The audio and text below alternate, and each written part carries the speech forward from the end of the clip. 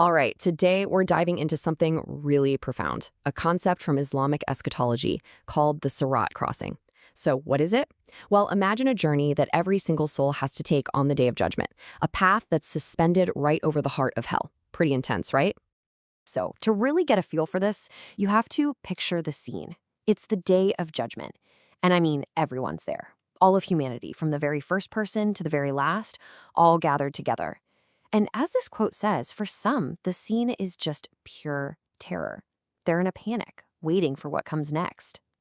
Okay, so how do we even wrap our heads around something this huge? Let's try an analogy.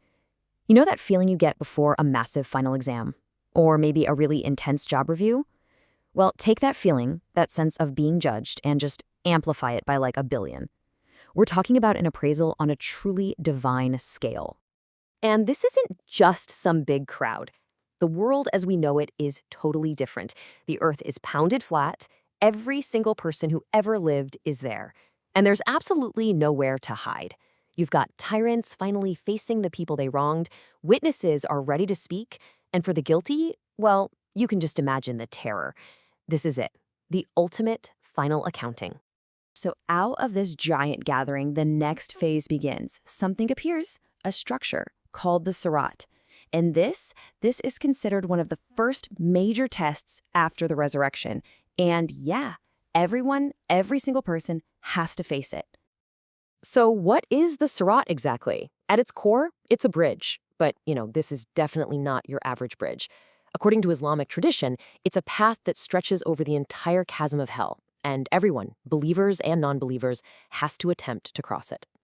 And get this, the way it's described is just wild. It's said to be thinner than a piece of hair, but at the same time, it's sharper than a sword.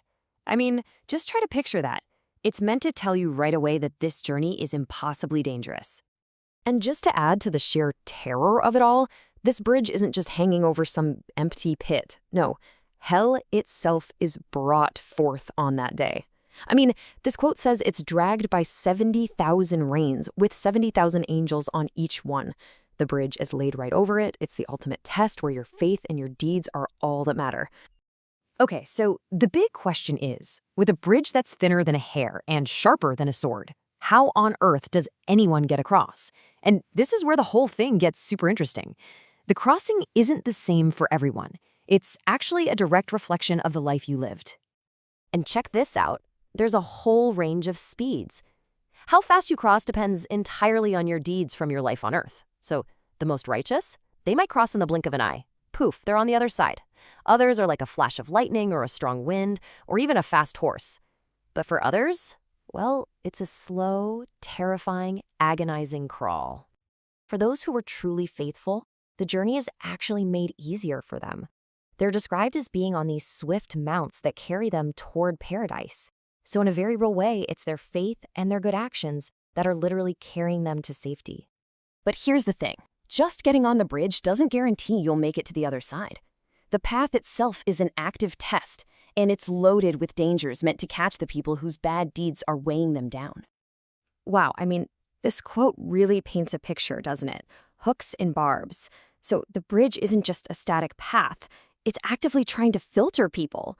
You have to imagine these things reaching out, grabbing at people. It is, quite literally, a trial by fire. So it really boils down to three possible outcomes. First, you've got the people who are saved, totally unharmed, they make it across clean. Then you have those who get scratched up and hurt by those hooks, but they're eventually released and make it to the other side. And then there are those who are grabbed and thrown right into the fire of hell. But let's talk about the ones who do make it. What happens next for them? Well, for the souls who actually get across this incredibly dangerous bridge, the feeling is supposed to be a kind of relief that's just unimaginable. A total release from that absolute terror. And this verse from the Quran just says it perfectly. Evil will not touch them, nor will they grieve.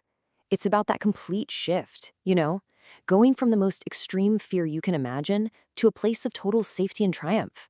It's the ultimate reward for a life of faith. But wait, the judgment isn't actually over yet. Think of the Sirat as a massive filter, right? It separates people out, and the ones who make it through, well, they move on to the next stage. And that's when they face the detailed record of their entire lives, the Book of Deeds. And that really leaves us with something deep to think about. The Sirat isn't some random obstacle course. It's a mirror. It's a direct reflection of the life you chose to live. It really makes you think about justice, doesn't it? It suggests that in the end, our actions don't just decide our fate, they literally become the path we have to walk.